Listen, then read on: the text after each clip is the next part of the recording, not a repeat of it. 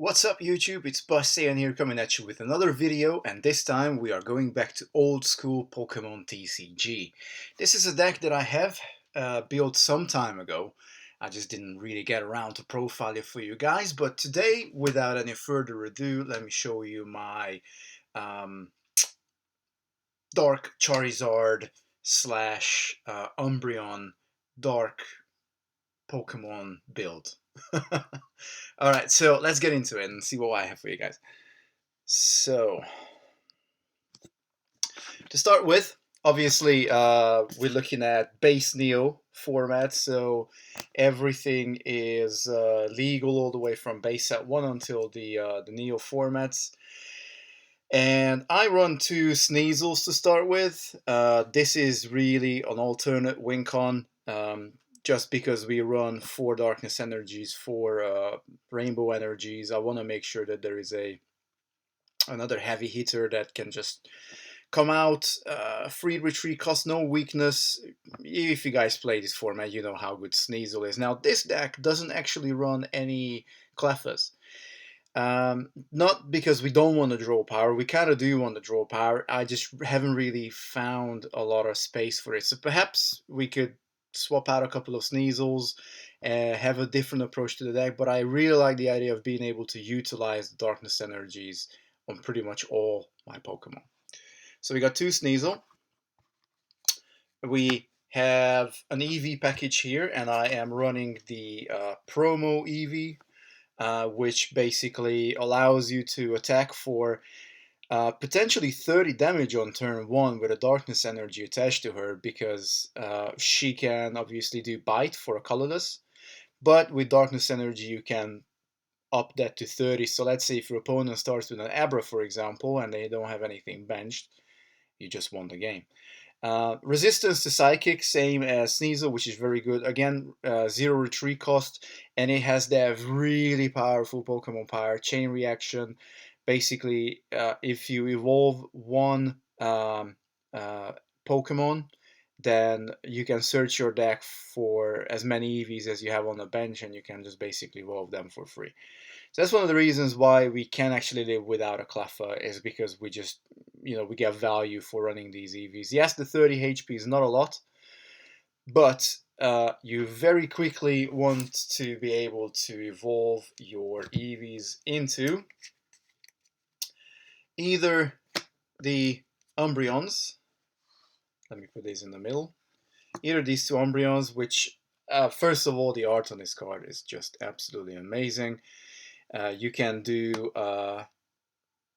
20 damage for double colorless, 2 colorless with Bite, or you can do Feint Attack for 2 darkness and any other color, which basically deals 30 damage to any Pokemon without looking at weakness, resistance, Pokemon powers.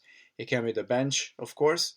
If you are using the Feint Attack for active Pokemon, obviously the plus 10 from the Darkness Energies does count. However, if you attack the bench, the Feint Attack will deal that 30 damage. You can't use your Darkness Energy for that, because it specifically states, it has to be the active Pokemon. Or, well, the defending Pokemon, really. So you either want to evolve into your Umbreons, or, but that's a little bit more late game, or you want to go into your Dark Flareons, which again allow you to play really nicely with that Darkness Energy. Dark Flareon can wear Darkness Energy without the extra 10 damage being resulted to Dark Flareon. And if you attach a Dark Energy to Eevee, you deal 30 damage. Next turn, your Dark Flareon is definitely going to have 1 damage counter on her. So Rage will deal 10 damage plus 10 more damage for each damage counter on Dark Flareon. So that is a guaranteed 20. Plus with a Darkness Energy, you maintain that 30 that you can deal with Eevee. If your opponent has attacked into Eevee and Eevee survived, then obviously that will give you extra punch as well with that Rage Attack. So Rage Attack, very simple, very effective, combos really well with the Darkness Energy, but we also have Playing with Fire as a backup. Utilize our Fire Energies, where we can obviously Flip a coin. If heads, you discard one of your fire energies, and this attack does 50 damage. If not, it does 30 damage. So dealing 50 for 2 fire is really good, and even if you don't get the heads, if you get the tails, well then 30 is still not too bad, but you have to weigh it up. How much damage can you deal with rage? But you have that playing with fire as a backup. Realistically, you want to just go in with the rage. And finally, this is a nice little touch.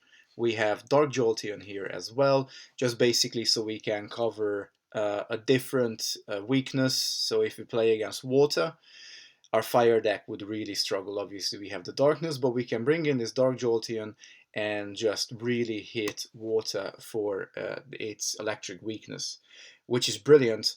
Now, normally you can't really use any of the attacks of Dark Jolteon. However, we run 4 rainbow energies. So actually, if you save up a rainbow energy for lightning flash, then you can actually pull off the lightning flash, deal 20 damage. Plus, they have to flip a coin. It's almost like, it's a very good defensive capability as well. Your opponent has to flip a coin when they want to attack Dark Jolteon, and if it's a tails, that attack does nothing. So that's really good. Nice little defensive card. Can be a very good surprise to our opponent. And so this is our Eevee lineup. I really like this lineup, to be fair, because you can go down many different routes. And our secondary lineup is, of course, our Dark Charizard lineup. Again, we run the slightly weaker Charmander, not the base set, but the Rockies Charmander. But the reason why I wanted to do that is basically all our starter Pokemons, which is either Sneasel, Eevee, or Charmander, they can all deal a relatively significant amount of damage in the first turn. Obviously, Eevee and Charmander, they both deal 20 damage. For Charmander, you're going to need a fire energy. For Eevee, ideally, if you have the evolution in your hand, or you can evolve Charmander, you may want to attack with a darkness energy on Eevee. And again, same for Sneasel, Fury Swipes. You flip 3 coins, 10 damage times the number of heads, but again, with a darkness energy, that's a guaranteed 10, and you're probably going to get in 20, based on averages. So all our starter Pokemons can deal at least 20 damage, maybe more, but maybe less in the case of Sneasel. And again, Charmander also has a Pokemon power, which is not very common for this set basic Pokemon, but both are basics do. So obviously Charmander has the Gather Fire Pokemon power. Once during your turn, before you attack, you may take 1 fire energy card attached to one of your other Pokemon and attach it to Charmander. This can be really good if we have another Charmander out that's taking the beating, or we have a Dark Charizard out, and we just want to save our energies off it if it's just out there to soak up some damage before we can send out another big attacker. We also run 1 Dark Charmeleon, just to have a secondary option to evolve into Dark Charizard, but of course, if you have guessed, yes, we are playing Pokemon Breeder, so I'm going to get to that in a minute. And just to finish off our Pokemons, we run 3 Dark Charizards. Again, another card that combos really well with Darkness Energy for that Nail Flick. We can just get in that chit damage for 10 or maybe 20 if Dark Charizard has a Darkness Energy on it. And of course, we got the big hitter, the Continuous Fireball, which, yes, of course, it's kind of a meme deck. Don't expect this to be super competitive, but it is a super fun deck for sure. So, you might pull off the Continuous Fireball, you might deal, 150 damage for 3 fire energies, and, 1 KO one of your opponent's defenders, but you might not, and, you just have to take it with a pinch of salt. I think it's a great card. Again, I love the artwork on this, and just wanted to, make it happen, kind of have a Dark Charizard type of deck. Okay, so this is it for our Pokemon. This is our lineup. And yes, we do run quite a few Pokemon in this deck, but you want to be able to answer quite a few different decks. It's not necessarily a one strategy all-in type of thing. We run 2 Rockets Hideout. It is not necessarily to run Rockets Hideout in this deck. Again, you could get away with running very different cards. I quite like the idea of buffing all the Darkness energies with 20 HP, but again, you run the risk of maybe your Dark Charizard being on 90 damage. Your opponent plays a Stadium, this is discarded, your Dark Charizard is discarded. So it's not the best card. You can run a lot of different Stadium cards. Obviously, I have Eco Gym. I have you can run Chaos Gym, which is fairly good. Um, there's just a plethora of different stadiums. I just wanted to stay on theme. Run Rocky's Hideout for the Darkness Pokemon there. I'll leave that up there. Then we run 2 Professor Elm. I don't really think this needs a lot of explanation. Draw power, shuffle back. You can play this one as your last. After Professor Elm, you can't play any more trainer cards that turn. 2 War Point. We want to be able to choose the Pokemon our opponent sends out. We also allow them to choose ours, but as you could see, a lot of our basics have free retreat costs, so that's not really a problem. Yes, you can run Double Gust as well.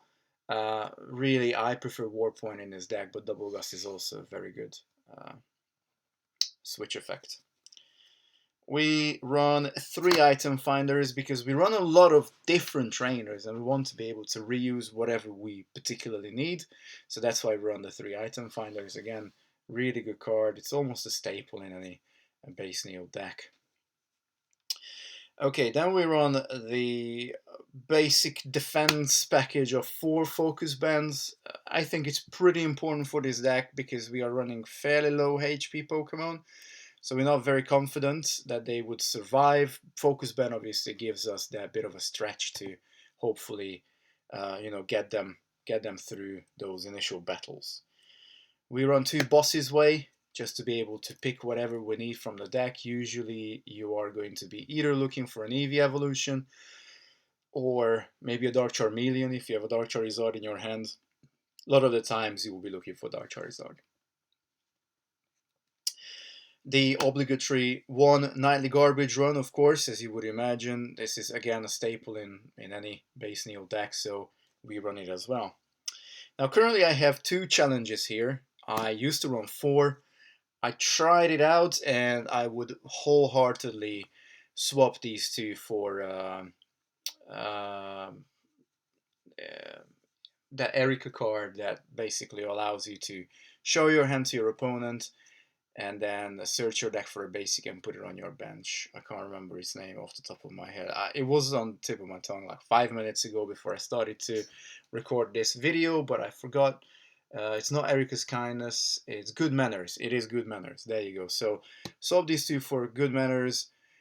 Potentially, swap some other cards for Good Manners as well, just so you can definitely get those basics that you want to have on your bench. The more EVs you have on your bench, the more evolutions you're going to trigger, the more ammunition you're going to have on your bench, and again, that's very important for your setup.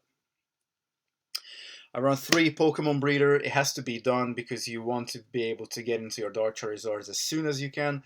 I think 3 is at the right place. Could maybe possibly go down to 2, but with only 2 Professor Elms and not running any Cleffas, I'd rather have the 3 copies and then just hope that we draw into it. We got 1 Professor Oak as well, I forgot to mention. This is obviously, again, just the draw power to go with the 2 Elms. So I'll put Okie Dokie here. And we run 1 Full Heal. I love Full Heal. It is a unexpected card. Back in the days, I used to absolutely love the Full Heal energy, but in reality, you still waste a turn to like heal up one of your Pokemon, and you don't get to attach energy wherever you want it to. So actually, Full Heal, in my opinion, is a better card. And again, just as Nightly Garbage Run, I think it should be staple in any deck. I know it takes up a slot, but in reality, Full Heal, 3 item finders. If you have 1 Full Heal, you got 4 Full Heals. So, this really goes without any explanation why it is so good to have just that 1 Full Heal in your deck. So this is it for the trainer cards. Because we run a lot of Pokemon, obviously there isn't a hell of a lot of space for trainers. But yeah, maybe 1 Pokemon Breeder could be swapped for a Good Manners, and then 2 of the challenges definitely need to be swapped for Good Manners as well. And then finally, just to finish off on energies, my favorite energy, Darkness Energy. I absolutely love this energy. It just looks so cool. It obviously gives you an edge. It's like an energy with a built-in plus power that sticks around. Obviously, we can utilize it with most of our Pokemon in the deck. Remember, the Sneasels need it, the Umbreons need it, Dark Charmeleon, Dark Charizard can use it, Dark Flareon, and Dark Jolteon can technically use it as well. So we got the 4 Darkness Energies, and just to be able to run 8 copies, of course, we have the 4 Rainbow Energy, which will play triple purpose in this deck. Of course, it can give us extra Darkness Energies, but also they will give us Lightning Energy for the Dark Jolteon attack. And of course, very importantly, it can also function as Fire Energies. And from Fire Energies, we run a total of 10. And these are there to primarily fuel our continuous fireballs with Dark Charizard, be able to get that Fire Tail off with Charmander on turn 1. So realistically, again, with Rainbow Energy, we run 14 Fire Energies slash 8 Darkness Energies. And it also gives us access to use our Dark Jolteon. So again, this deck is it's not necessarily competitive because obviously getting the setup right is quite difficult. You kind of have to figure out what your opponent's playing and what might be the best way to defeat them. But you have a lot of avenues down this deck. You can go down on a rush methodology, particularly when I get those good manners, because realistically, challenge is a draw 2 card. Most opponents are just going to choose for you to draw 2, and in that case I might as well run 3 bills, which of course I don't want to do. So definitely with good manners, try and get out all the basics onto your bench, play good manners, get all the Eevees out, evolve 1 Eevee or evolve 1 Charmander, and then you can evolve all your Eevees, charge them up with energy, and get attacking real quick. That's the basic idea. But I love the fact that all our basics can deal their optimum damage on turn 1, even though they have a low HP. That's what you got the focus bands for. But realistically, we can attack from a lot of different avenues, and that's really what I love about this deck. But let me know what you thought about this as well, guys. Let me know if you would try it out, if you would run it, if you would build it on Untap or TCG1. Try it out, see maybe how it runs. I like it. It's definitely a pet deck of mine. It is definitely not very good against decks that run a lot of energy removals. But because you can still deal damage for just that 1 energy, technically you can kind of just about maybe get your way around that. But anyway, enough of me rambling. I hope you enjoyed this video, and up until next time, Bus and signing out. Peace, YouTube.